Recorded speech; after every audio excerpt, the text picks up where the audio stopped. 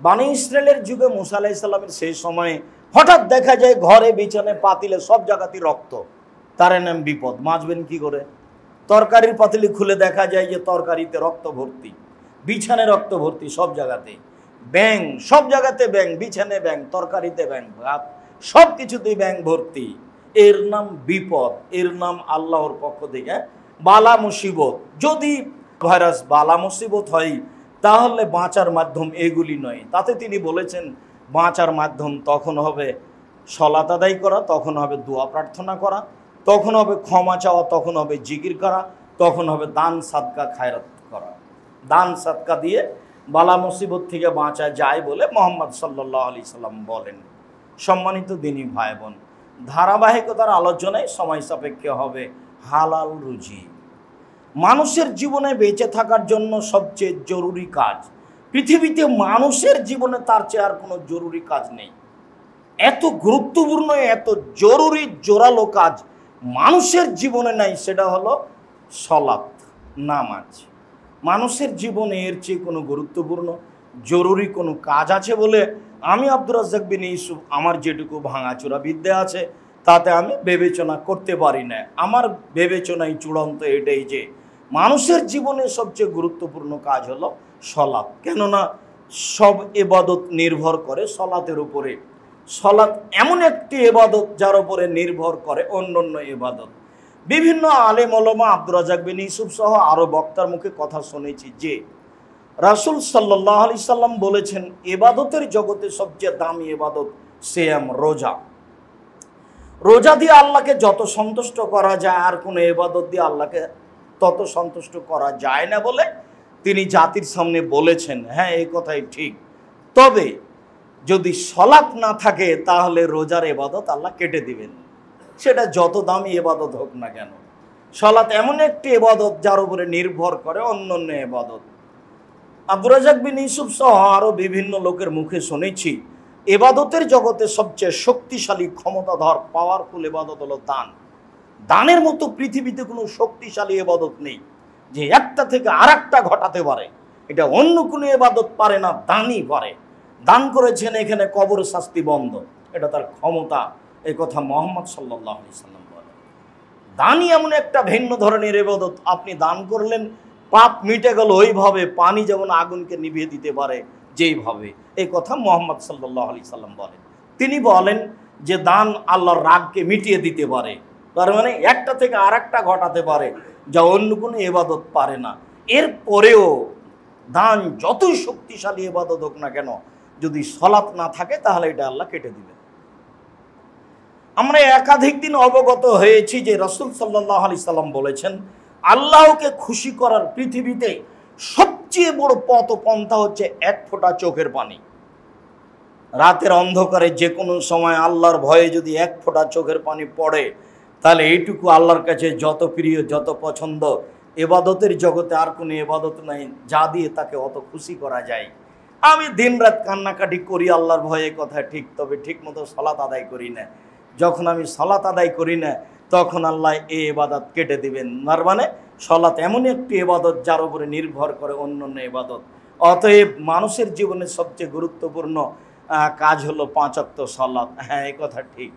তবে হালাল রুজি না হলে সালাতও কাটা যাবে। হালাল রুজি যদি না থাকে তাহলে সবই হারিয়ে গেল, কোনোটাই থাকলো না। রাজশাহী, চাঁপাইনবাবগঞ্জের ভাষায় আমও গেল, ছালাও গেল, কাঁদতে কাঁদতে দুটো চোখও গেল, সব কিছুই হারালো। যদি মানুষের রুজি হালাল না হয় তাহলে সলাতও টিকবে না। এই কথা আল্লাহ তাআলা বলেন, এই কথা রাসূল সাল্লাল্লাহু আলাইহি সাল্লাম বলেন। মানুষের জীবনে দ্বিতীয় জরুরি কাজ হচ্ছে হালাল রুজি। আমি মনে করি আমার এই ভাঙাচোরা বিদ্যায় যে মানুষের জীবনে তৃতীয় জরুরি কাজ হচ্ছে কোরআন তেলাওয়াত করা। কোরআন কিন্তু বিচারের মাঠে বিপক্ষে যাবে। আমি বুঝতে পারি না বিপক্ষে কি জিনিস। আমি একটা গ্রামে কাজ করতে চেয়েছি, আমার মুখের উপরে 2টা লোক আমার বিরুদ্ধে দাঁড়িয়েছে। তখন আমি বুঝতে পেরেছি একে বলে বিরুদ্ধে দাঁড়ানো। তো বিচারের মাঠেও যদি কোরআন আমার বিরুদ্ধে দাঁড়াই তখন পরিস্থিতি কেমন হবে তাই এখন আমরা বুঝাতে অক্ষম। বিচারের মাঠ যেমন বুঝাতে অক্ষম। মুহাম্মদ সাল্লাল্লাহু আলাইহি সাল্লাম বলেন আল কোরআন হুজ্জাতুন লাকা ওয়া আলাইকা। কোরআন তোমার পক্ষেও হতে পারে, কোরআন তোমার বিপক্ষেও হতে পারে। কোরআন তেলাওয়াত করেই কোরআনের বিরুদ্ধে থেকে বাঁচার একটা পথ অবলম্বন করতে হবে। তাই বলছিলাম মানুষের জীবনে তৃতীয় গুরুত্বপূর্ণ জরুরি কাজ হচ্ছে কোরআন তেলাওয়াত করা। বেশি যদি না পারি তাহলে শেষ পরামর্শ আছে অন্তত সূরা ইখলাস পড়া, অন্তত 3 বার পড়ে নিজেকে বাঁচাই যে আজকে আমি কোরআন মাজিদ পড়েছি। সকালে হোক, সন্ধ্যা হোক, কোনো একটা সময় হোক, 2-1 মিনিটে 3 বার সূরা ইখলাস পড়ে অন্তত নিজেকে রক্ষা করি এই মর্মে যে আমি কোরআন তেলাওয়াত করেছি। মানুষের জীবনে চতুর্থ জরুরি কাজ বলা যেতে পারে, 2 জন যেখানে বসে আছে আপনার সেখানে না বসা। নিজে কষ্ট করে উপার্জন করে খাওয়া দাওয়া করলেন, 5 ওয়াক্ত সালাত আদায় করলেন, কিন্তু 2 জন বসে দোকানে আড্ডা পিটছে, আপনিও বসলেন, ওখানে 2 জনের বদনাম হচ্ছিল, আপনি বললেন ঠিক বলেছ। তখন আপনার অবস্থাটা কি হবে হয়তো এটা আপনি অনুমান করছেন না, যেহেতু এখন বিচার হচ্ছে না, কাজে এইটা কত বড় অপরাধ তা আমি বুঝতে পারছি না। যার কারণে আমাদের পক্ষ থেকে জরুরি অনুরোধ আছে, জরুরি প্রয়োজন ছাড়া যেখানে 2-4 জন লোক বসে আছে সেখানে না বসা। এরপরে আলোচনার পূর্বে আপনাদের সাথে জরুরি কথা হচ্ছে একটু সামনের দিকে আগিয়ে চেপে বসতে হবে। আর আজানের পর থেকে নিয়ে খুতবা শেষ হওয়া পর্যন্ত কোনো মুসাল্লি আপোষে কথা বলতে পাবে না, যতই অসুবিধা হোক। কোনো যদি কথা বলার প্রয়োজন হয় তাহলে আমার সাথে বলতে হবে, আর আমি আপনার সাথে বলতে পাবো। এছাড়া মুখে কথা বলার নিষেধ আছে আজান থেকে নিয়ে খুতবা শেষ হওয়া পর্যন্ত। সম্মানিত দ্বীনি মুসলিম ভাই বোন, হালাল রুজি, এ ব্যাপারে আল্লাহ তাআলা বলেন, ইয়া আইয়ুহান নাস কুলু মিম্মা ফিল আরদি হালালান তাইয়্যিবা। পৃথিবীর পুরুষ নারী যার নাম মানুষ, তোমরা সবাই হালাল রুজি খাও, যেইটা আমি মাটিতে উপার্জন করেছি রুজি হিসাবে। পৃথিবীতে যারা যেটাকে রুজি বলে তার যেটা হালাল সেটা খেতে হবে। আর আমাদের জন্য হালালের সাথে সাথে পবিত্র হতে হবে। কেন? গরু হালাল কিন্তু মরে গেছে, তখন হালাল হলেও আমি খেতে পাবো না, তখন আর আমার জন্য পবিত্র নয়। আল্লাহ তাআলা পৃথিবীর মানুষকে আদেশ করেন, পৃথিবীর মানুষ যাদের নাম মানুষ তোমরা হালাল রুজি খাও, এটা আল্লাহর আদেশ। এইবার আল্লাহ তাআলা সাধারণ মুমিন পুরুষ নারীকে আদেশ করেন। আল্লাহ তাআলা বলেন, ইয়া আইয়ুহাল্লাযীনা আমানু কুলু মিন তাইয়্যিবাতি মা রাযাকনাকুম।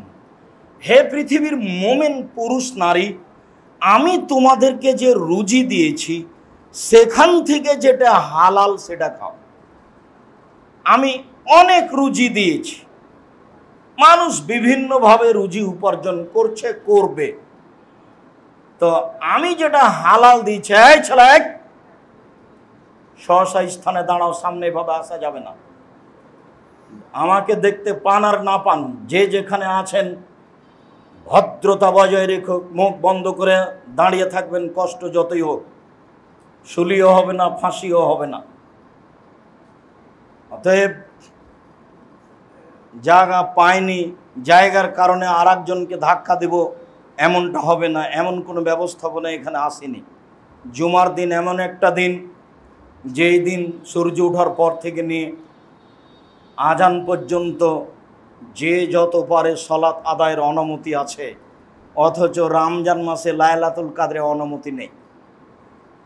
রমজান মাসে লাইলাতুল কাদরে 8 রাকাতই পড়তে হবে, রাত যত দামি হোক, রমজান মাস যত দামি হোক না কেন, লাইলাতুল কাদর যত দামি হোক না কেন, ধরে নিলাম পৃথিবীতে যত দিন আছে, যত রাত আছে, তার সবচেয়ে দামি রাত, সবচেয়ে দামি মাস, এ কথাই ঠিক। এরপরেও 8 রাকাতের বেশি সালাত আদায় করবেন এ অনুমতি নেই। এই অনুমতি শুধু কাবা ঘরে আছে, পৃথিবীর আর কোথাও নেই। পৃথিবীর যে কোনো মসজিদে 2 রাকাত সালাত আদায় করলে যত নেকি হবে, মসজিদে নববীতে 2 রাকাত সালাত আদায় করলে তার চেয়ে 1000 গুণ বেশি নেকি হবে।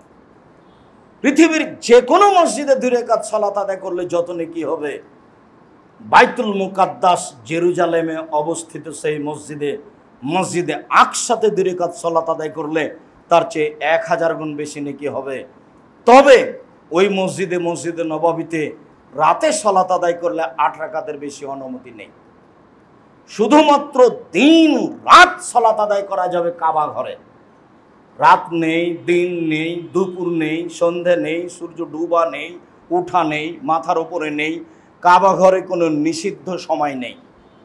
এরপরে পৃথিবীতে দ্বিতীয় যেটা সালাত আদায়ের জন্য দামি সময়, সেটা হলো জুমার দিন সূর্য ওঠার পর থেকে নিয়ে আজান পর্যন্ত।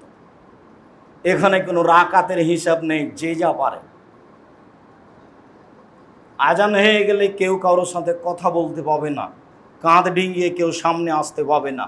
মুহাম্মদ সাল্লাল্লাহু আলাইহি সাল্লাম বলেন, জুমার দিন সকালে সকালে নিজে গোসল করলো, পরিবারকে করালো, পায়ে হেঁটে মসজিদে আসলো, কাঁধ ডিঙ্গিয়ে সামনে আসলো না, যতদূর সম্ভব যত রাকাত সম্ভব সালাত আদায় করলো, ইমামের খুতবা শুনলো, তারপরে সালাত আদায় করে বাড়ি চলে গেল, তাহলে তার প্রত্যেক পদক্ষেপ সমান। 1 বছর তাহাজ্জুদ পড়লে জানে কি হয় তাই হবে, 1 বছর নফল সিয়াম পালন করলে জানে কি হয় তাই হবে। বুঝাতে পারিনি এখনো? প্রত্যেক পদক্ষেপ সমান। 1 বছর তাহাজ্জুদ, 1 বছর নফল রোজা। 1 বছর নফল রোজা রাখলে যত নেকি হবে, 1 বছর তাহাজ্জুদ পড়লে যত নেকি হবে, প্রত্যেক পদক্ষেপ সমান তত নেকি হবে। তার নাম জুমার দিন। যদি বুঝাতে না পারি তাহলে আমি অক্ষম। যার কারণে মাঝে মধ্যে বলি যে আমাদের দিয়ে যদি হয় তাহলে তুমি জাতির সামনে আমাদেরকে গ্রহণীয় করো। তার মানে এত দামি কথা জাতির তো জানা দরকার। মুহাম্মদ সাল্লাল্লাহু আলাইহি সাল্লাম 1450 বছর পূর্বে চলে গেছেন, কথা এইভাবে রেখে দিয়েছেন, হাদিসে আছে। আর বাংলাদেশের শতকরা 98টা মসজিদে কেসা কাহিনী দিয়ে জুমার খুতবা হলো, কেসা কাহিনী দিয়ে, আরো কত কি দিয়ে, রূপক কথা দিয়ে, আর কোন কোন মানুষের প্রশংসা দিয়ে জুমার খুতবা হলো। অথচ সেখানে হাদিসও থেকে গেল, কোরআনও থেকে গেল। আমি যে কথা বলছি এই কথা মুহাম্মদ সাল্লাল্লাহু আলাইহি সাল্লাম আজ থেকে নিয়ে 1450 বছর পূর্বে বলেছেন। এই কথার ভিতরে সরিষা ঢোকার মতো অন্তত মানুষের ক্ষমতা নেই। কিয়ামত পর্যন্ত যা বলছি এভাবেই থেকে যাবে।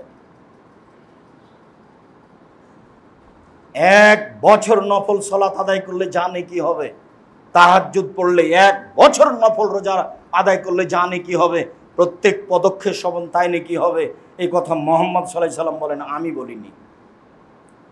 এ কথা পৃথিবীর কোনো পীর বলেননি, এ কথা পৃথিবীর কোনো ইমাম বলেননি, এই কথা পৃথিবীর কোনো সাহাবী বলেননি, এ কথা উমরের নয়, এই কথা আবু বকর সিদ্দিক রাদিয়াল্লাহু তাআলা আনহুর নয়, এই কথা স্বয়ং মুহাম্মদ সাল্লাল্লাহু আলাইহি সাল্লামের। তার নাম জুমার দিন। এই কথা বলে আপনাকে বলতে চেয়েছি, জুমার দিনের দাম দিতে শিখতে হবে। আগে সামনে আসলে আগে আসতে হবে, পরে এসে সামনে আসার চেষ্টা করবেন না ভুল হিসাব। আর একজনকে কষ্ট দেওয়ার চেষ্টা করবেন না। যে যেখানে আছেন ভদ্রতা বজায় রেখে আমাকে দেখতে পান আর না পান, কান লাগিয়ে কথা শুনবেন। প্রত্যেকটা কথার কোটি টাকা মূল্য, এমন হিসাব করে আপনাকে দাঁড়িয়ে থাকতে হবে। আমি আপনার দিনী ভাই, শত দিন বলেছি বাংলাদেশের মাটিতে, বিভিন্ন দেশের মাটিতে, 90 সাল থেকে নিয়ে এখন পর্যন্ত আমি কোনো অপ্রয়োজনীয় বাক্য বলিনি। 90 সাল থেকে নিয়ে এখন পর্যন্ত আমি কোনোদিন কোনো দল মাঝহাবকে লক্ষ্য করে কথা বলিনি।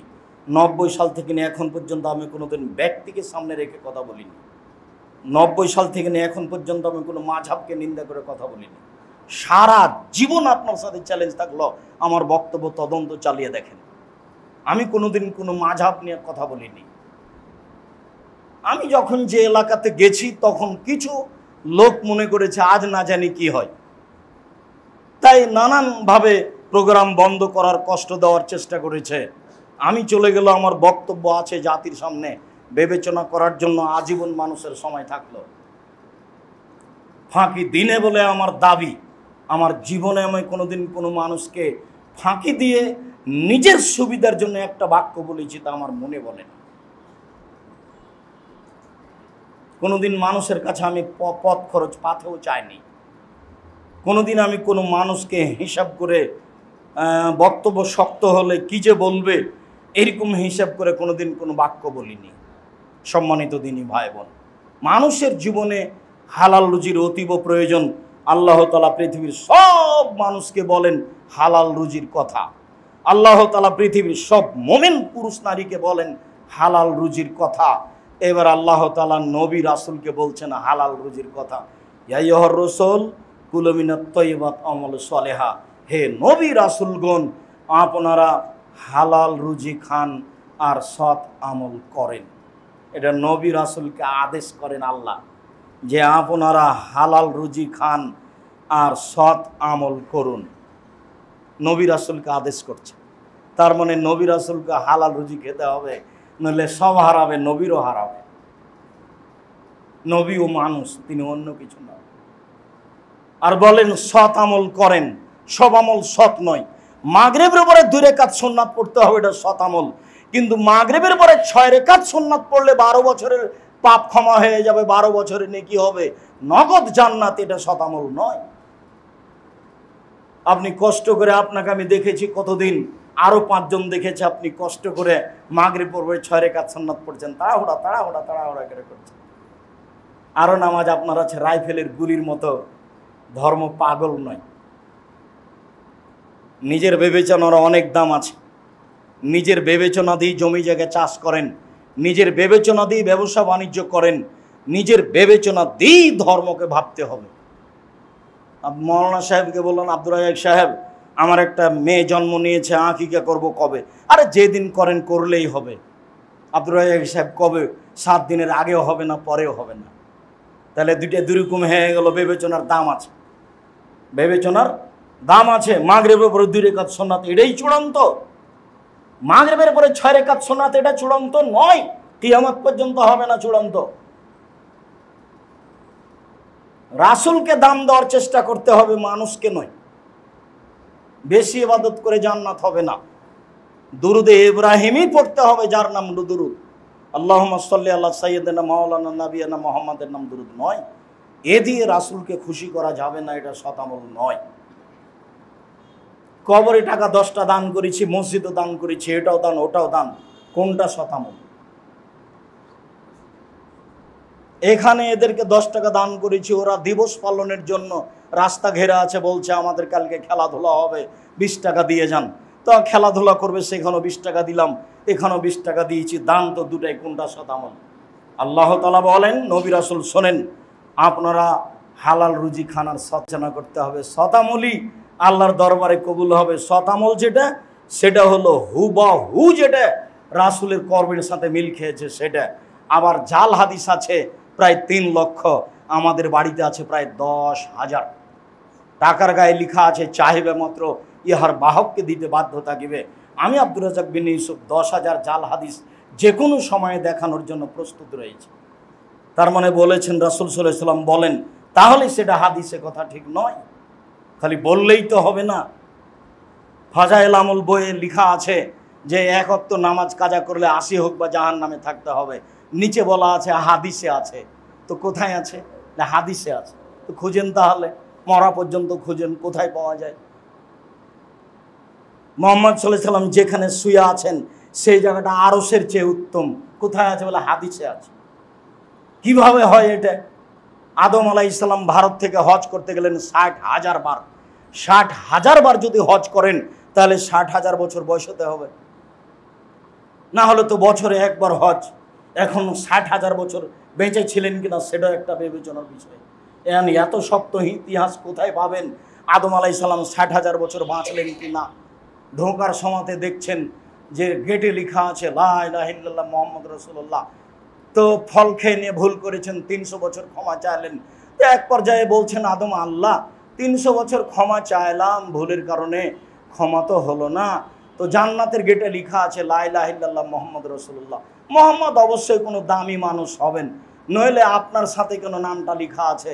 যাক, এখন আমি তার দোহাই দিয়ে, ওসিলা দিয়ে আমি ক্ষমা চাচ্ছি, তুমি আমাকে মাফ করো। তখন আল্লাহ বলছেন, আদম তুমি এমন একটা মানুষের নামে ক্ষমা চেয়েছো, এখন আর আমি ক্ষমা না দিয়ে পারছি না, যাও তোমাকে ক্ষমা করে দিলাম।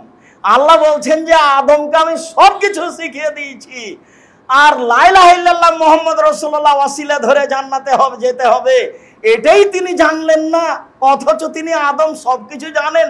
ধর্ম পাগল হয়ে গেছে। ধর্ম রাজশাহী চাঁপাইনবাবগঞ্জের হাওয়াই লাড্ডু দোনো হাত মে লাড্ডু হয় চায় इसको খালে বল হিসাব হুজুরকে তওবা করে আসতে হবে, এই কথাই চূড়ান্ত। লা ইলাহা ইল্লাল্লাহ মুহাম্মদ রাসূলুল্লাহ ওয়াসিলা কে বলেছে? ওটা ওয়াসিলা নয়। রাসূল সাল্লাল্লাহু আলাইহি ওয়াসাল্লাম বলেছেন মান কানা আখির কালামিহি লা ইলাহা ইল্লাল্লাহ ফাদাখালাল জান্নাহ। মানুষের মরার শেষ মুহূর্তে যদি শুধু লা ইলাহা ইল্লাল্লাহ হয় তাহলে সে জান্নাতে চলে গেছে।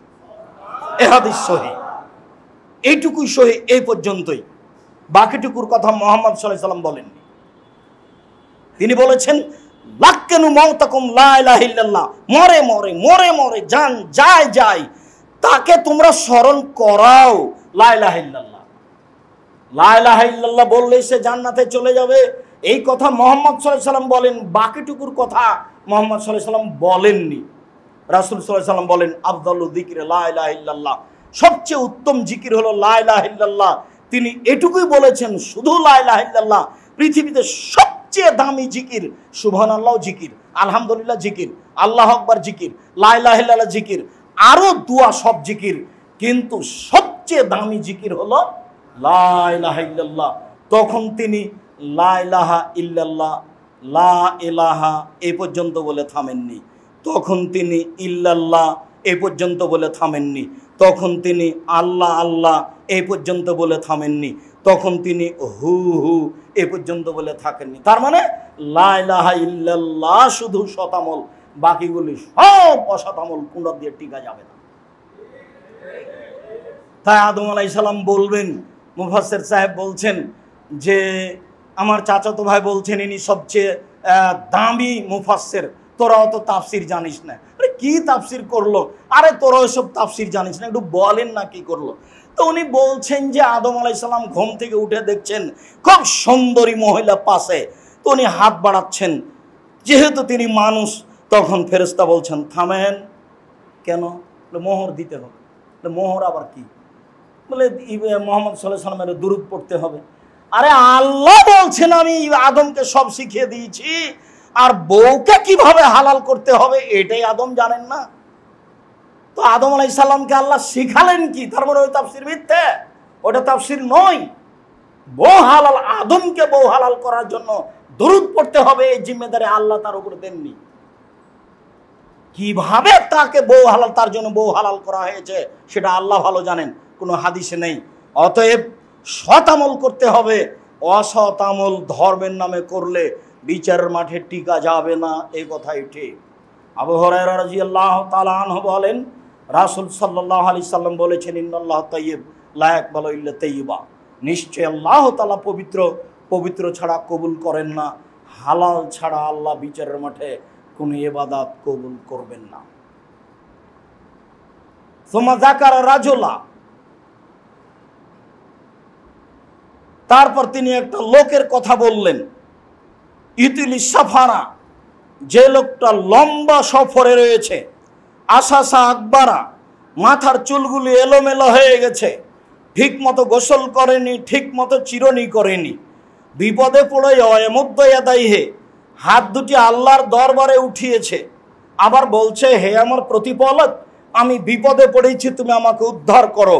তারপরে আল্লাহ রাসূল বলছেন মাতামহ হারামুন, তার খাদ্য আছে হারাম, মাশরাবহু হারামুন, তার পানি আছে হারাম, মালবাসহু হারামুন, তার পোশাক আছে হারাম, ও গুজিয়া বিল হারামে, তার জীবিকা নির্বাহ হারাম। আন্না ইস্তাজাবুল্লাহু, তার দোয়া কি করে কবুল হতে পারে? তার দোয়া কবুল হবে না। তিনটে কারণ আছে দোয়া কবুলের এখন। এক, মুসাফির। আল্লাহ নবী বলেছেন তিন শ্রেণীর মানুষের দোয়া কবুল হয়। তার এক শ্রেণীর মানুষ হলো মুসাফির, আর এক শ্রেণীর মানুষ হলো বাপ মা, আর এক শ্রেণীর মানুষ হলো মাজলুম। একটা হিন্দু মানুষের বাড়ি আপনি জোর করে দখল করে নিয়েছেন, ও হলো মাজলুম। একটা হিন্দু ছেলের ভ্যানে উঠেছেন, টাকা না দিয়ে এক থাপড় দিয়ে চলে গেলেন, ও হলো মাজলুম, আপনি হলেন জালেম। এই হিন্দু যদি বলে আল্লাহকে আল্লাহ তুমি তার বিচার করো, তা আপনার সব কিছু হারিয়ে যাবে। ও পরকালে কিছু পাবে না, কিন্তু তার কথাটা ইহকালে কবুল হবে। তার নাম মাজলুম। মাজলুমের কথা কবুল হয়, মুসাফিরের কথা কবুল হয়, বাপ মায়ের কথা কবুল হয়, মাজলুমের কথা কবুল হয়। লোকটা বিপদে পড়েছে, কোনো জুলুম তার উপরে হচ্ছে, লোকটা মুসাফির আছে, আবার হাত তুলে দোয়া করলে হাত ফেরত দেওয়া হয় না। হাত তুলে দোয়া করলে আল্লাহ একটু লজ্জা পায়, কেমনে হাতখান ফিরিয়ে দিই, আচ্ছা যাও যেটা তুমি চাচ্ছ সেটা দিয়ে দিলাম। এটা আল্লাহর বৈশিষ্ট্য। হাত তুলে দোয়া করলে খালি হাত ফিরিয়ে দিতে লজ্জা পান, তাহলে মুসাফির দোয়া কবুল হবে, তাহলে মাজলুম দোয়া কবুল হবে, তাহলে হাত তুলে দোয়া করছেন তার মানে দোয়া কবুল হবে। এতগুলি অবস্থান থাকার পরেও কবুল হলো না কেন? পানি হারাম ছিল, খাদ্য হারাম ছিল, পোশাক হারাম ছিল, জীবিকা নির্বাহ হারাম ছিল, দোয়া কবুল হলো না, যদিও বিপদে আছে। সম্মানিত দিনী ভাই বোন, বলছিলাম ইবাদতের জগতে সবচেয়ে গুরুত্বপূর্ণ কাজ হলো হালাল রুজি। সালাত সবচেয়ে দামি ইবাদত, মানে গুরুত্বপূর্ণ ইবাদত, এটা আমি বুঝলাম, কিন্তু সালাত নির্ভর করে হালাল রুজির উপরে। তাই তো বোঝা গেল শেষ পর্যন্ত তো কিছুই হলো না, থেকে গেল একটু কথা, হাত তুলে দোয়া। হাত তুলে দোয়া কবুল হয় এই কথাই ঠিক।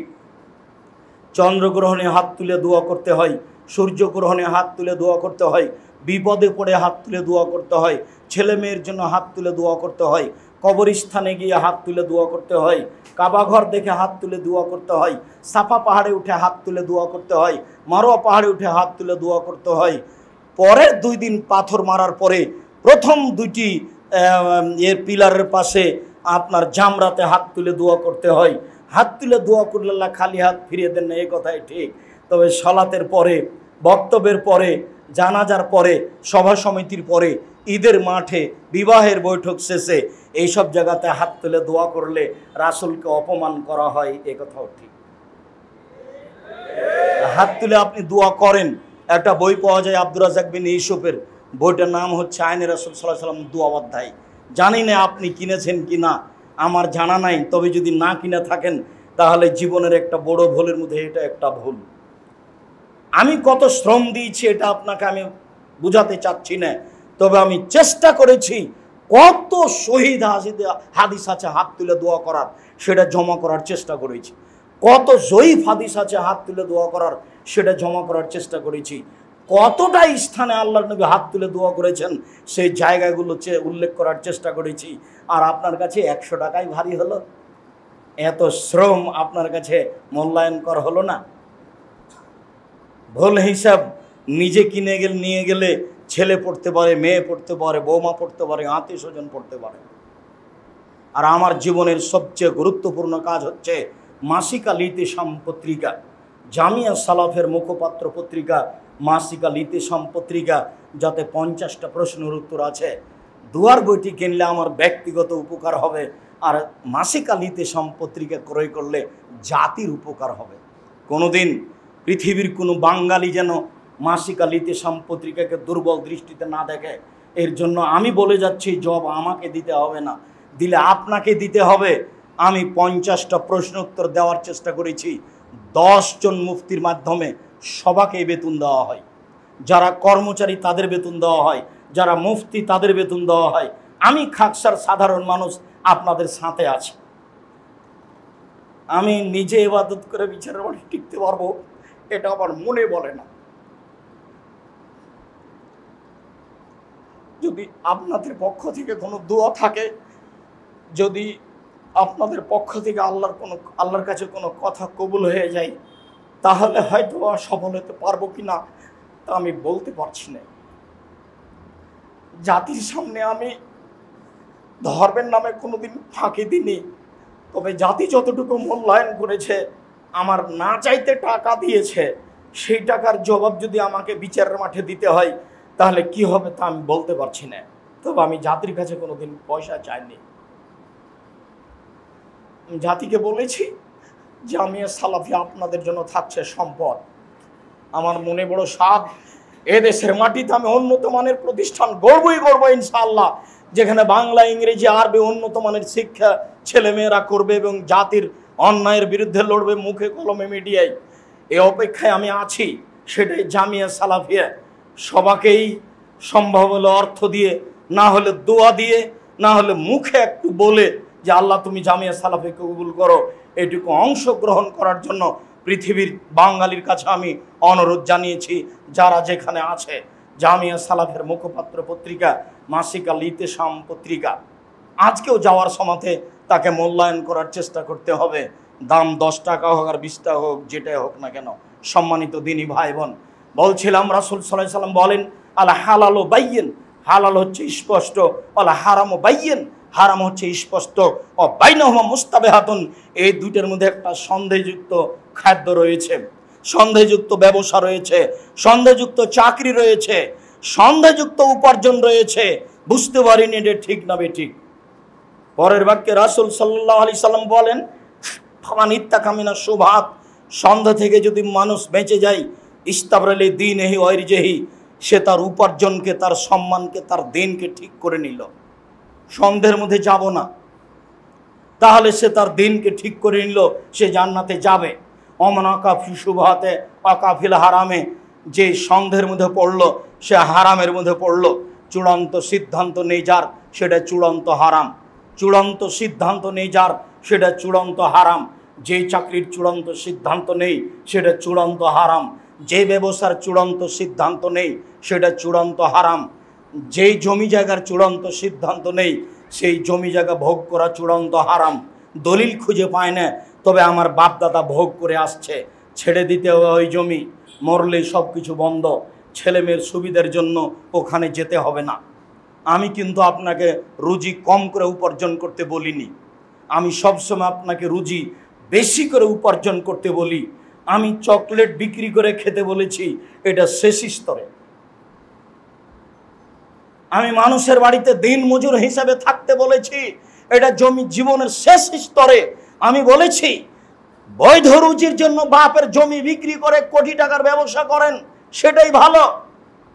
কলকাতাতে হিরোইন কিনে ঢাকায় বিক্রি করে একদিনে ধনী হতে হবে না। কোটি টাকা ব্যাংকে লোন নিয়ে বাড়ি গাড়ি করতে হবে না। শ্বাস বন্ধ হয়ে গেলে ফাঁসি হয়ে যাবে।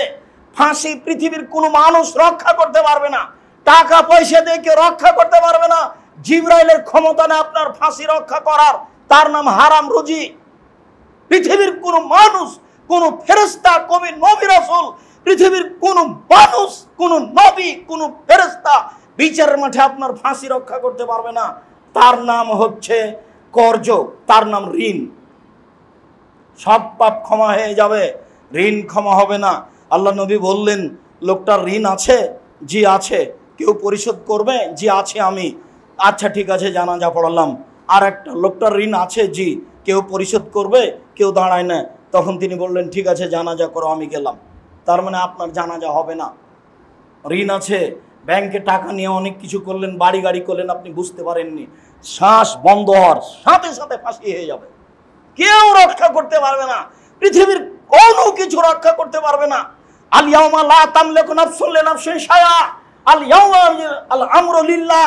আজ কোনো মানুষ কোনো মানুষের কোনো উপকার করতে পারবে না। একাচ্ছত্র মালিকানা আমার হাতে। আইনাল জাব্বার আইনাল মুতাকাব্বির, স্বৈরাচারী, স্বেচ্ছাচারী, অহংকারী, বদমেজাজিরা কোথায়? আনা মালিকুল আমলাক, আমি হচ্ছি রাজাধিরাজ। এই ঘোষণা দিয়ে বিচার শুরু হবে, তার নাম কাহার।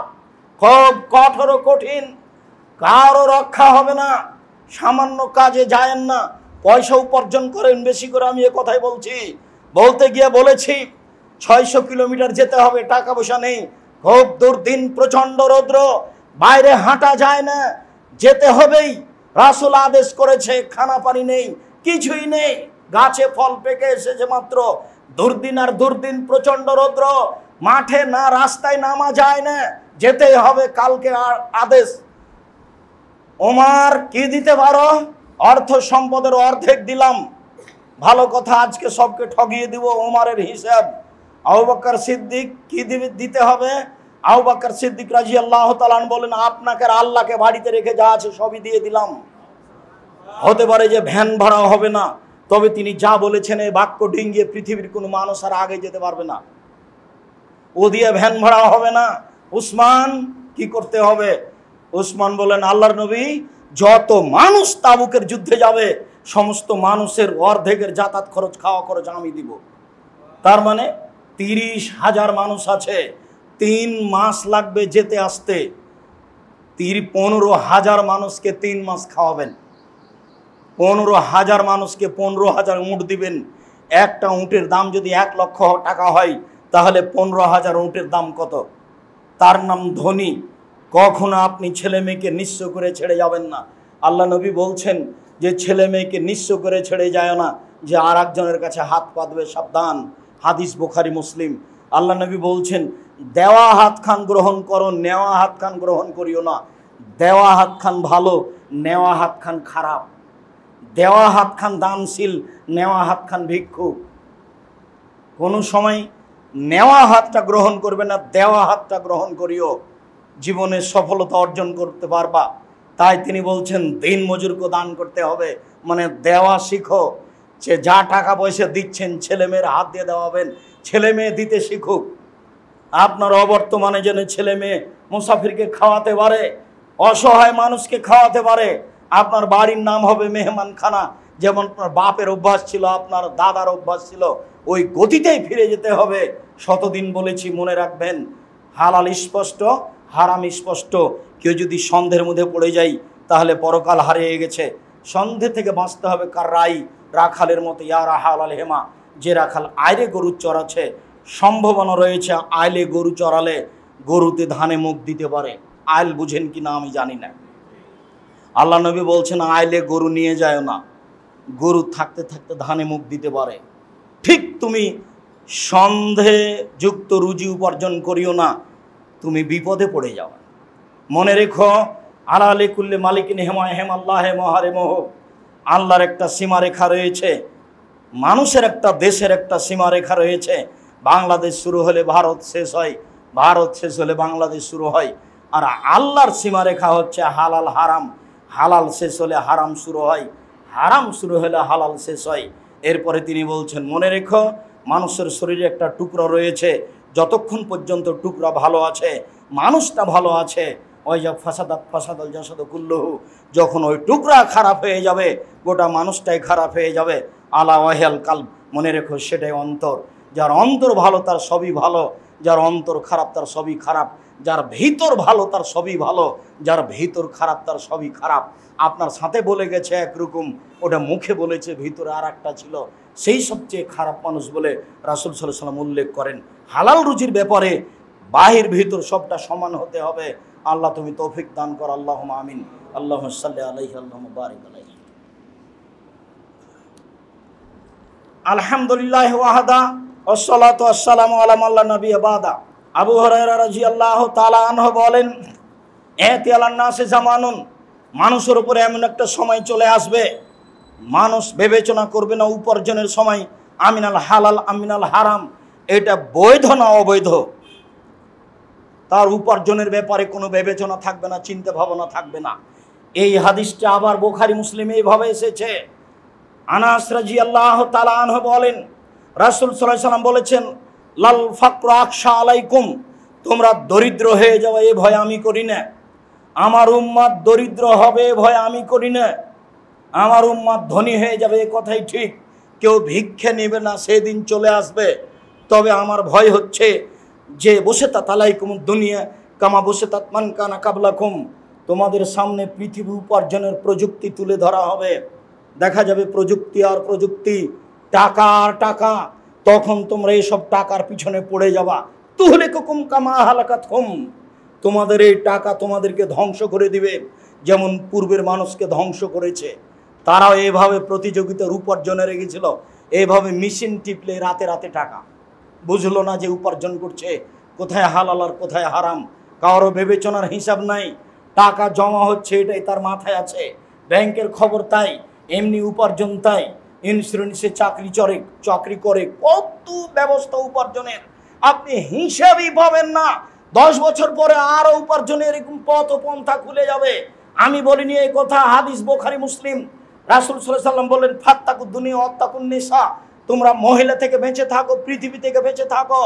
মহিলা যেমন মানুষকে বিপদে ফেলতে পারে, পৃথিবীর টাকা পয়সা মানুষকে বিপদে ফেলতে পারে, এই কথাই ঠিক।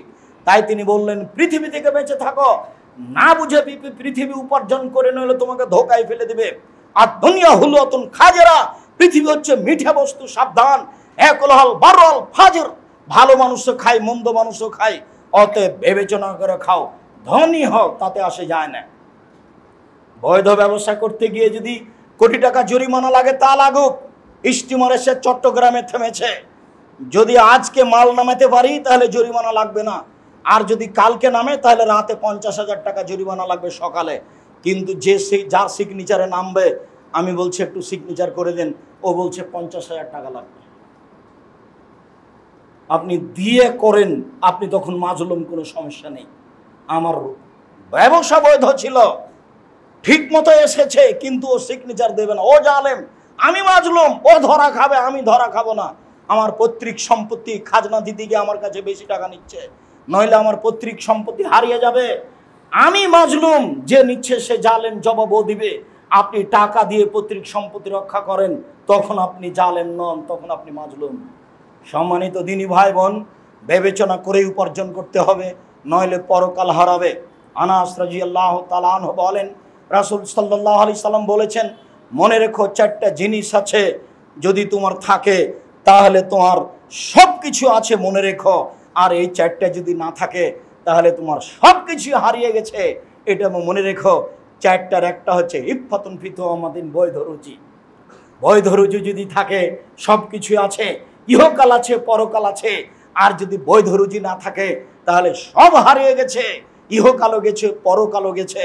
বলছিলাম সম্মানিত দিনী ভাই বোন, বৈধ রুজি, রুজি যদি অবৈধ হয় সব কিছু হারাবে, এ কথাই ঠিক। জাবের রাদিয়াল্লাহু তাআলা আনহু বলেন, রাসূল সাল্লাল্লাহু আলাইহি সাল্লাম বলেছেন, কুল্লু লাহমিন নাবাতা মিনাস সুহতে কানাতিন নারা আওলা বিহি, যেই শরীর হারাম উপায়ে বাড়ে তার জন্য জাহান্নাম যথেষ্ট। রাসূল সাল্লাল্লাহু আলাইহি সাল্লাম বলেন, লা ইয়াদখুলুল জান্নাতা জাসাদুন গুযিয়া বিল হারাম, যেই শরীর হারাম উপায়ে বড় হয় সেই শরীর জাহান্নামে যাবে। রাসূল সাল্লাল্লাহু আলাইহি সাল্লাম বলেন, হারামাল্লাহুল খামরা ওয়া সামানাহা, আল্লাহ তাআলা মদ হারাম করেছেন, তার ক্রয় বিক্রয় হারাম করেছেন। অল খিনজির ওয়া সামানহু, শোর হারাম করেছেন, তারা ক্রয় বিক্রয় হারাম করেছেন। অল মাইতাতা, মরা প্রাণী হারাম করেছেন, তার ক্রয় বিক্রয় হারাম করেছেন। অল আসনামা, পুতুল হারাম করেছেন, পুতুল বাড়িতে রাখবেন না, সেটা প্লাস্টিকের হোক, যেটাই হোক না কেন, সেটা কাগজের হোক, পলিথিনের হোক, পুতুল যেন কোনো প্রকার আপনার বাড়িতে না থাকে, তার আপনি ব্যবসা করবেন না। এর যত পথপন্থা আছে সব হারাম। রাসূল সাল্লাল্লাহু আলাইহি সাল্লাম বললেন, লা তাবিউল কায়নাত, গান বাজনা বাদ্যযন্ত্রের মাধ্যম ক্রয় করিও না, বিক্রয় করিও না। ওলা তাস্তারুহুন না, গান বাজনা বাদ্যযন্ত্রের মাধ্যম ক্রয় করো না। ওলা তুআল্লিমুহুন না, তোমরা গান বাজনা বাদ্যযন্ত্র শিখিয়ে দিও না। হেডমাস্টারের হেডমাস্টারই চলে না গান বাজনা বাদ্যযন্ত্র ছাড়া। রাসূল সাল্লাল্লাহু আলাইহি সাল্লাম টোটালি না করে দিলেন। তারপরে তিনি বললেন, অসামানুহুন না, হারাম, এর মাধ্যমে যত পয়সা উপার্জন হবে সব হারাম। টাকা ছিল আপনার পৈতৃক সম্পত্তি বিক্রি করা, ওই যে দোকানে টাকা, আপনি সারা রাত সারাদিন চেষ্টা করে ব্যবসা করছেন, কিন্তু দোকানে টিভি ল্যাংটা মেয়ে নাচে, সব কিছু হালাল ছিল, ওর কারণে হারাম হয়ে গেল, আপনি হয়তো বা বুঝতে পারছেন না। রাসূল সাল্লাল্লাহু আলাইহি সাল্লাম এভাবে বলেন। সম্মানিত দিনী ভাই বোন, হারামের সবচেয়ে বড় পথ হলো সুদ। যতগুলি হারামের পথ রয়েছে তার সবচেয়ে বড় পথ হলো সুদ।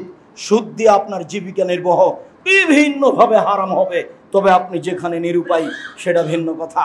আল্লাহ তাআলা বলেন, ইয়ামহাকুল্লাহু রিবা ওয়া ইউরবিস সাদাকাত, আল্লাহ দানের পয়সাকে বাড়িয়ে দেন আর সুদের পয়সাকে কমিয়ে দেন। সুদ খেলে ভিক্ষুক হতেই হবে, আজ হোক আর কাল হোক। আল্লাহ তাআলা বলেন, আহাল্লাহুল বাইয়া ওয়া হারাম রিবা, আল্লাহ ক্রয় বিক্রয় ব্যবসাকে হালাল করেন আর সুদকে হারাম করেন। আল্লাহ তাআলা বলেন, ইয়া আইয়ুহাল্লাযিনা আমানু লা তাকুলু রিবা আজাফা মুজাফা, হে পৃথিবীর মানুষ যারা আল্লাহকে বিশ্বাস করো, পরকালকে বিশ্বাস করো, তোমরা সুদ খায়ো না। আল্লাহ তাআলা বলেন, ইয়া আইয়ুহাল্লাযিনা আমানু তাকুল্লাহ, হে পৃথিবীর মুসলিম পুরুষ নারী তোমরা আল্লাহকে ভয় করো। ওয়া দারু মা বাকিয়া মিনার রিবা, যত সুদের লেনদেন আছে সব ছেড়ে দাও, সুদ হারাম। রাসূল সাল্লাল্লাহু আলাইহি সাল্লাম বলেন, লানাল্লাহু আকালা রিবা ওয়া মুকিলাহু ওয়া কাতিবাহু ওয়া শাহিদাইহি, আল্লাহর নবী অভিশাপ করেন যে সুদ খায়, যে সুদ দেয়, যে সুদ লিখে, যে সুদের সাক্ষী থাকে, সবাই একই রকম পাপী, সবাই অভিশপ্ত। রাসূল সাল্লাল্লাহু আলাইহি সাল্লাম এই কথা বলেন। রাসূল সাল্লাল্লাহু আলাইহি সাল্লাম বলেন, দিরহাম রিবা ইয়াকুল রাজুল আলাম আসাদু মিন সিত্তাতি সালাসিনা জিনিয়া, কেউ যদি জেনে শুনে 1 টাকা সুদ খায়, 36 বার জেনা করে যত পাপ হবে, 1 টাকা সুদ খেলে তার চেয়ে বেশি পাপ হবে। সুদেরই পাপ এমন একটা পাপ যার ভাষা যেভাবে উল্লেখ হয়েছে আল্লাহর নবী আর কোনো পাপের ভাষা এভাবে উল্লেখ করেননি। জানেন কি পৃথিবীতে সবচেয়ে বড় পাপ কোনটি? পৃথিবীতে সবচেয়ে বড় পাপ শিরক, কিন্তু তার ভাষা এরকম নয়। জানেন কি পৃথিবীতে দ্বিতীয় মহাপাপ কি? পৃথিবীতে দ্বিতীয় মহাপাপ হলো পিতামাতার অবাধ্য চলা, তবে তার ভাষা এরকম নয়। জানেন পৃথিবীতে তৃতীয় মহাপাপ কি? পৃথিবীতে তৃতীয় মহাপাপ হলো মিথ্যা সাক্ষী দেওয়া। পাবনা জেলায় কতগুলো মানুষ 20 বছর থেকে জেলে আছে, ও নিজেই জানে না আমি কেন জেলে। জজ জানে না ঘটনা কি, উকিল জানে না ঘটনা কি, সবাই না জানার উপরে ফাঁসি দিয়েছে আজীবন জেল। ও নিজেও জানে না আমি কেন জেলে। ঘটনার দিন তো আমি রংপুরে ছিলাম, আমি কিভাবে অপরাধী বুঝতে পারেননি। রাসূল সাল্লাল্লাহু আলাইহি সাল্লাম বলছেন পরিস্থিতি এরকমই হবে। মিথ্যা সাক্ষী, এমন সাক্ষী লোকটা বলছে আমি তাকে 2 চোখে মারতে দেখেছি, জজের সামনে বলছে, অথচ বলছে যার কথা ও সেদিন রংপুরে ছিল। বুঝতে পারছেন না মনে হয়? তার নাম মিথ্যা সাক্ষী। এটা হলো পৃথিবীতে তৃতীয় মহাপাপ। মানুষকে হত্যা করা পৃথিবীতে 4র্থ মহাপাপ। এখনো আপনার সুদ আসেনি সিরিয়ালে, তাহলে সুদ মহাপাপে কথা ঠিক, তবে সিরিয়ালে অনেক পরে। এরপরও তার ভাষাগুলি কেমন দেখুন। রাসূল সাল্লাল্লাহু আলাইহি সাল্লাম বলছেন কেউ যদি জেনে শুনে 1 টাকা সুদ খায়, তাহলে 36 বার জেনা করে যত পাপ হবে, 1 টাকা সুদ খেলে তার চেয়ে বেশি পাপ হবে। কই এমন ভাষা তো শিরকের ব্যাপারে বললেন না। কই এমন ভাষা তো বাপ মাকে গালি দেওয়ার ব্যাপারে বললেন না। কই এমন ভাষা তো মিথ্যে সাক্ষীর ব্যাপারে বললেন না। কই এমন ভাষা তো মানুষকে হত্যা করার ব্যাপারে বললেন না। তার মানে এই পাপে সমাজ নষ্ট হয়, সুদের পাপে, যার কারণে সব এই পাপে ঘেরা পড়বে, যার কারণে এই পাপটা এইভাবে উল্লেখ রয়েছে। রাসূল সাল্লাল্লাহু আলাইহি সাল্লাম বলেন আর রেবা সাবুনা জুজান আইসারানুল উম্মাহু, সুদের পাপের 17টি ভাগ রয়েছে। ছোট ভাগ হলো মার সাথে জেনা করলে যেমন পাপ হয়। নেন এবার কি দিয়ে আপনাকে বুঝাবো সুদ কি জিনিস। অথচ প্রায় মানুষই সুদের সাথে জড়িত। কিস্তি না হলে আপনার দিন চলে না। আপনাকে আমি ভিক্ষা করে খেতে বলিনি, তবে ভিক্ষা করে খাওয়া যায়, কিস্তি তোলা যায় না। আমি কোনোদিন কাউকে ভিক্ষা করে খেতে বলিনি। ভিক্ষা করা কাজ ভালো নয়, কেননা ওটা এভাবে নিতে হয়। কোনটা?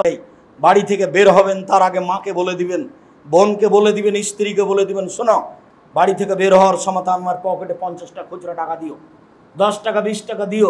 ভিক্ষুক চাইলে খালি দেখি 500 টাকা নোট, তখন বলি মাফ করো, মাফ করো। ও কত অপরাধ করেছে, দিনরাত মাপ চাচ্ছেন কেন? এত হিসাব কেন? আজ থেকে অনুরোধ জানাচ্ছি, আর কোনোদিন বাড়ি থেকে বের হবেন না খুচরা টাকা ছাড়া। পকেটে যেন খুচরা টাকা থাকে জরুরিভাবে। এই যে একটু পরে কোটাটা সামনে দিয়ে ঘুরবে, তখন দেখবেন যে গোটা টাকা আছে 500 টাকা, কেমনে দিই? তখন ধীরে কোটাটা পাশে করে দিবেন, দিতে পারবেন না কিছু। কেন?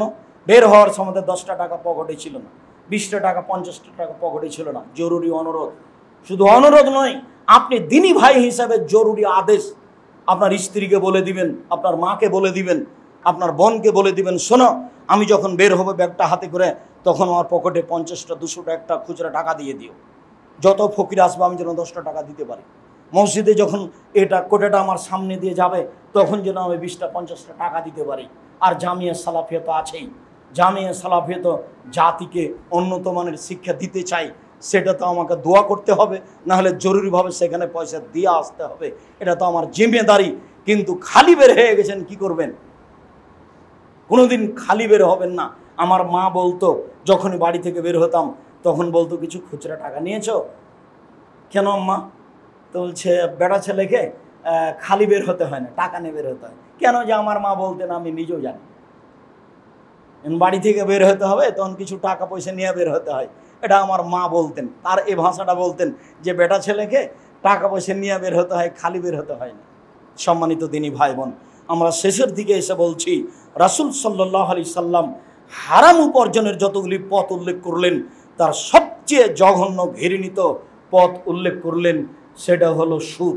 হালাল রুজি উপার্জন করতে হবে, এই কথাই ঠিক। জীবন বাজি রেখে হালাল রুজির উপার্জনের চেষ্টা করতে হবে যে কোনো মূল্যে। জরুরি অনুরোধ, পয়সা বেশি উপার্জন করতে হবে, এই কথাই ঠিক। যদি পয়সা বেশি উপার্জন না করেন, তাহলে হাত পেতে দিতে হবে, দেওয়া যাবে না।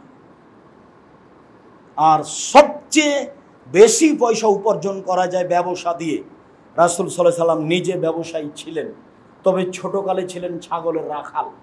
পরকালে ছিলেন শরিকে ব্যবসায়ী, ব্যবসা তিনি ভালোবাসতেন, ব্যবসা দিয়ে অনেকের উপকার করা যায়। তিনজনই ব্যবসায়ী, আবু বকর সিদ্দিক রাদিয়াল্লাহু তাআলা আনহু ব্যবসায়ী মানুষ, উমর রাদিয়াল্লাহু তাআলা আনহু ব্যবসায়ী মানুষ, উসমান রাদিয়াল্লাহু তাআলা আনহু ব্যবসায়ী মানুষ। তিনজনই ব্যবসায়ী মানুষ, তবে ব্যবসাতে টাকা বেশি কার? উসমান রাদিয়াল্লাহু তাআলা আনহু, তাই তার নাম গনি, মানে দিতে পারেন, সেই জন্য 15,000 মানুষের খরচ দিবেন। হালাল রুজি উপার্জন করতে গিয়ে আপনাকে আমি পিছিয়ে হটতে বলিনি, আপনাকে আমি সামনের দিকে আসতে বলছি। কেননা ইবাদতের জগতে সবচেয়ে দামি ইবাদত দান। তিনি বলছেন সবাকে দান করতে হবে। তখন সাহাবী বললেন যদি না পারলে মানুষের বাড়িতে কাজ করবে, কাজ করে নিজে খাবে আর মানুষকে দিবে। দেখেছেন ভাগ করে দিলেন, হাদিস তো বুখারী মুসলিম। তখন সাহাবীগণ বলছেন যদি কাজ করতে না পারে, কাজ করতে না পারলে অসহায় মানুষের সহযোগিতা করবে, একটা ভ্যান ঠেকে গেছে ঠেলে দিবে। বলছে এটাও যদি না পারে, দেখছেন একই বৈঠকে সাহাবীগণ নিচে নিয়ে যাচ্ছে। তো বলছে যদি অসহায় মানুষকে সহযোগিতা করতে না পারে, অসহায় মানুষকেও যদি সহযোগিতা না করতে পারে, ইমসিক নাফসাহু আনিশ শাররি ফাহিয়ালাহু সাদকা, তাহলে নিজেকে অন্যায় থেকে বাঁচাবে, এটাই হলো সাদকা। উপার্জনও করে না, সহযোগিতাও করে না, মোবাইল নিয়ে বসে আছে, তাহলে তো হবে না। মোবাইল বন্ধ করে এমনি বসে থাকতে হবে, তাহলে নাকি হবে? উপার্জন করতে হবে, জরুরি। আমার মা বলছে তুই যেভাবে বলছিস তাতে তো বউ ছেলে বেড়ে যাও। বলে কি? বাপকেও কাজ করতে হবে। আমি আম্মা আপনি ভুল বুঝছেন মনে হয়, বাপকেও কাজ করতে হবে, কথাই ঠিক। বাপ ছেলের খাবে না যতদিন পর্যন্ত নিজে কাজ করতে পারে।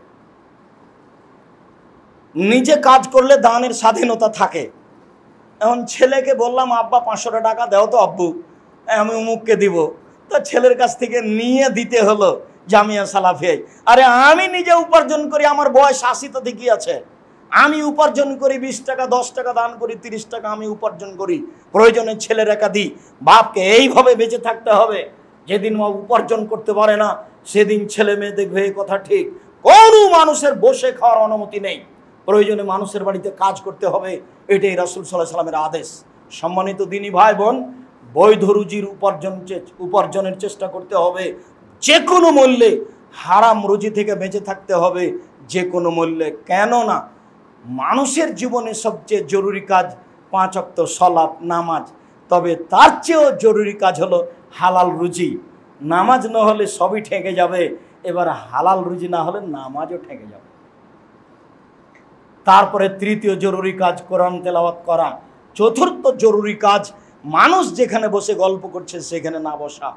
তারপরে জরুরি কাজ হচ্ছে এই দিনী ভাই বোন হিসেবে আপনাকে আমি বলছি, ঘুমের ঘোরে উপার্জন করতে শিখেন। তার মানে খুব ঘুমিয়ে আছেন, স্বপ্ন দেখবেন উপার্জন, তার মানে আপনি তা ব্যস্ত থাকেন উপার্জনে। আর রাজার হালে ব্যবসা করছেন, ব্যবসা রাজার হালে হয় না। যে 20 লক্ষ টাকা আছে ব্যাংকে রেখে দিয়েছি, প্রতি মাসে 1100 করে পাই লক্ষে, অবাক কথা। নিরাপদ ব্যবসা, ব্যবসা এরকম হয়, এটা কিভাবে হলো? বলে ব্যাংকে বলছে যে, বলে নবী যে বলছেন ব্যবসা নিরাপদ নয়, কোনো দিন সমস্যা ঘটলো না। আমি তো কোটি টাকার ব্যবসায়ী কিনেছি পাবনায় বেগুন, যাবে ঢাকায়, যদি জ্যাম লেগে যায় 7 ঘন্টা দেরি হয়, সব বেগুন পচে যাবে। তার নাম ব্যবসা। টেনশন আছে, ব্যস্ততা আছে, চিন্তা আছে। ব্যবসা এরকম ছিল, 10 লক্ষ টাকা ব্যাংকে রেখে দিয়েছি, কোনোদিন কমলো না, মাসে মাসে এত টাকা পেলাম। এটা তো কেমন নিরাপদ ব্যবসা? ব্যবসা কোনোদিন নিরাপদ হয় না। ব্যবসা তো কোনো কষ্ট ক্লেশ, ত্যাগ তিতিক্ষা, বিনিময়, শ্রম, ব্যথা, সব কিছুর নাম ব্যবসা। নিরাপদে ব্যবসা হয়ে গেলে এমন নাম ব্যবসা নয়। সম্মানিত দিনী ভাই বোন, ব্যবসা করে উপার্জন করতে হবে। ছেলে মেয়েকে উচ্চ শিক্ষিত করার চেষ্টা করতে হবে। প্রয়োজনে ভিক্ষা করে, ছেলে মেয়ে ভিক্ষা করবে না, ছেলে মেয়ে গার্মেন্টসে যাবে না, ছেলে মেয়ে রাস্তাঘাটে নামবে না। আমি যতদিন বাপ বেঁচে আছি আমি জমিদারি দিয়ে পড়াবো, না হয় মানুষের বাড়িতে কাজ করে পড়াবো, না হয় আমি ভিক্ষা করে পড়াবো। এটা আমার জরুরি জিম্মেদারি আমি বাপ হিসেবে। এইটা মনে করতে হবে বাপকে, তাহলে সমাজের উপকার করা যাবে, নিজের উপকার করা যাবে, জাতির উপকার করা যাবে। তারপরে অনুরোধ থাকছে আপনাদের এতদা অঞ্চলে এই মসজিদটি আরও বড় উন্নত মানের করতে হবে। আজকে যত কষ্ট পেয়েছেন এরকম কষ্ট যেন পরবর্তীতে না হয়, এমন একটা ব্যবস্থা করতে হবে প্রয়োজনীয়তা 10 তলা হয়ে যায়। সবার একটা চিন্তা ভাবনা থাকতে হবে। তারপরে স্মরণে রাখতে হবে জামিয়া সালাফের কথা। আমার মনে বড় স্বাদ, আমি এদেশের মাটিতে উন্নত মানের প্রতিষ্ঠান গড়বই গড়ব ইনশাআল্লাহ। 2013 সালের 24 আগস্ট মঙ্গলবার জামিয়া সালাফে রূপগঞ্জ নারায়ণগঞ্জ ঢাকায় বলেছিলাম, আমার হাতে টাকা নেই এ কথা সত্য, এখানে প্রতিষ্ঠান গড়বে এ কথা সত্য, ইনশাল্লাহ গড়বে গড়বে। বিশাল ভূখণ্ডের উপরে জামিয়া সালাফে রূপগঞ্জ নারায়ণগঞ্জ ঢাকা। 2016 সালের 17 ফেব্রুয়ারি রোজ বুধবার বিকাল 4:30টার দিকে বলেছিলাম জামিয়া সালাফে ডাঙ্গিপাড়া পবা রাজশাহীর মাঠে আমার হাতে টাকা নেই এ কথা সত্য, এখানে প্রতিষ্ঠান গড়বে এ কথা সত্য, ইনশাল্লাহ গড়বে গড়বে। আরও প্রতিষ্ঠান জামিয়া সালাফে তেঘরা বিরল দিনাজপুর, আরও প্রতিষ্ঠান জামিয়া সালাফে 6 মাইল বাবুগঞ্জ বরিশাল, আরও জামিয়া সালাফে অন্যান্য জেলায় গড়বে ইনশাআল্লাহ। সমস্ত প্রতিষ্ঠানের জন্য আপনি আন্তরিকভাবে দোয়া করবেন। আপাতত এই 2 প্রতিষ্ঠানে 3850 জন ছেলে মেয়ে পড়াশোনা করে, তার 500 জন অসহায় আর 210-15 জন এতিম, যাদের লালন পালন আপনারা করে থাকেন। এই 2 প্রতিষ্ঠানের শিক্ষক শিক্ষিকা কর্মচারীর প্রতি মাসে বেতন লাগে প্রায় 20 লক্ষ। জামিয়া সালাফিয়া ডাঙ্গিপাড়ায় একটা আবাসিক ভবন নির্মাণ হতে যাচ্ছে, যাতে ছাত্র পড়াশোনা করবে 5000 একসাথে। জামিয়া সালাফিয়া ডাঙ্গিপাড়া পবা রাজশাহীর বায়তুল হাম জামে মসজিদে একতলায় মুসল্লি ধরে প্রায় 3000। জামিয়া সালাফিয়া রূপগঞ্জ নারায়ণগঞ্জ ঢাকার বায়তুল হাম জামে মসজিদ 200 শতক জমির উপরে তৈরি হতে যাচ্ছে, যার একতলায় মানুষ সালাত আদায় করতে পারবে 10,000 একসাথে ইনশাআল্লাহ। এইসব প্রতিষ্ঠানগুলি আপনার সামনে রয়েছে, এর জন্য আন্তরিকভাবে দোয়া করবেন। এটা আমার পক্ষ থেকে আপনার দিনী ভাই হিসাবে প্রথম দাবি। এরপরে দ্বিতীয় দাবি, দানের হাত প্রশস্ত করবেন। এরপর তৃতীয় দাবি, জামিয়া সালাফের পক্ষ থেকে জামিয়া সালাফের মুখপাত্র পত্রিকা মাসিক আল ইতিসাম পত্রিকা, সবার অন্তরের প্রতিষ্ঠান, সবার ভালোবাসার পত্রিকা মাসিক আল ইতিসাম পত্রিকা, যাতে রয়েছে 50টা প্রশ্নের উত্তর, যাতে আপাতত আছে 10 জন মুফতি, যাদের মাধ্যমে ফতোয়া বের হয়ে আসে। প্রত্যেক মাসে বৈঠক বসে, আমি সে বৈঠকের দায়িত্ব পরিচালনা করি। আরও অন্য বই আছে, পড়েন। আপনারা আবদুল্লাহর বই পড়েন, তার বইয়ের সাথে ভালোবাসা রাখেন, কেননা আমিও নিজে তার বই পড়ি। ও বক্তব্য দিলে আমিও দেখি, তখন আমাকে শিশু বলে মনে হয়, আমি মনে হয় সবগুলো পড়িনি এমনটা যেন মনে হয়।